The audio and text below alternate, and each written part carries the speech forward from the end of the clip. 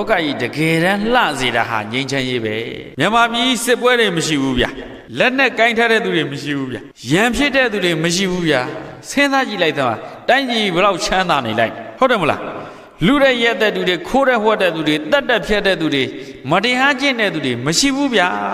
အဲ့လိုမျိုးတိုင်းပြည်လိုချင်တာအဲ့ဒါမှတကယ်ပညာတတ်တဲ့တိုင်းပြည်အခုမြန်မာပြည်ကပညာမတတ်လို့ရန်ဖြစ်နေရပညာတကယ်တတ်ရင်လက်နဲ့ကင်တရားမလိုဘူးဘယ်သူမှကင်တရားမလိုဘူးဟုတ်လားစัจ जा မင်းလက်ထက်ဆိုမေတ္တာတရားနဲ့အုပ်ချုပ်တာငါးပါးသီလဥပဒေပဲဘယ်သူမှရံမဖြစ်ဘူးတနိုင်ငံလုံးလူတာရက်တာခိုးတာဝတ်တာမရှိဘူးစားစရာတောက်စရာနေစရာထိုင်တာဘာမှပူစရာမလိုဘူးကိုယ်ပုံနေသူများခွဲပေးတယ်သူများပုံနေနောက်တစ်ယောက်ခွဲပေးတယ်လူတာရက်တာခိုးတာဝတ်တာလည်းမရှိဘူးအတားငြိမ်းချမ်းတာအဲ့ဒါပညာဆိုတာဒါပဲ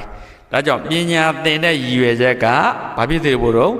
ငြိမ်းချမ်းစေဖို့ပဲလောကကြီးလည်းပညာတတ်ငြိမ်းချမ်းတယ်လောကုတ္တရာပညာတွေတက်တဲ့အခါငြိမ်းချမ်းရေးအစစ်ဖြစ်တဲ့နိဗ္ဗာန်တိုင်ပြီးဝင်ဆန်တယ်ဆိုတော့ဟောသင်္ခါရလောကလို့တဲ့ယုတ်ဒုက္ခနံဒုက္ခ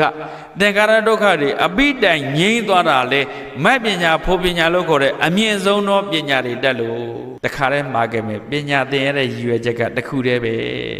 အလုံးပြောပါတော့ငြိမ်းချမ်းဖို့လောကကြီးမငြိမ်းချမ်းတာပညာမတက်လို့အမေရိကန်ပညာတက်တယ်လို့ပြောလို့မရဘူးစာတက်တယ်နည်းပညာတွေတက်တယ်မငြိမ်းချမ်းဘူးသူ့နိုင်ငံတွင်းလည်းမငြိမ်းချမ်းဘူးကဘာလည်းပတ်ပြီးရန်ရှားနေတာတရုတ်တို့ဘုံတို့အများကြီးပညာတက်တယ်သူ့နိုင်ငံလည်းမငြိမ်းချမ်းဘူးကဘာလည်းပြက်ပြီးတော့ပြဿနာတွေရှားနေတာဒါတော့ဘုံတို့စဉ်းစားကြည့်အဲ့ဒါလို့တက်ထားတဲ့ပညာတွေကလောကအလှဆင်နိုင်တာဟုတ်သလားဒါကြောင့်လောကအလှဆင်နိုင်ဖို့ဆိုရင်တကယ့်ကိုငြိမ်းချမ်းရအောင်လှုပ်ဆွမ်းနိုင်စမ်းရှိတဲ့ပညာတွေသင်ပေးထားတက်မြောက်ထားဖို့အရေးကြီးလိုအပ်ပါတယ်လဲပိန်ပြင်းကနှစောင်းချသို့မိဘနဲ့သားမယားနဲ့လင်းအရှင်နဲ့ကျွန်းထေမွန်တကာမိတ္တဟာနဲ့ဆရာတပည့်တိတိမချွတ်ကျင်းဝတ်စွန်လင်းဖြူသက်စင်မှုရှင်လဲမကွေ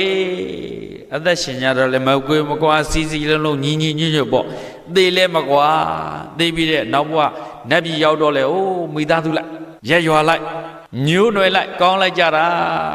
တခါတည်းကုသိုလ်ကောင်းမှုတွေနဲ့နတ်ပြည်ရောက်သွားလိုက်ကြတာမြိုင်လို့ရှင်လဲမကွေသေလဲမကွာ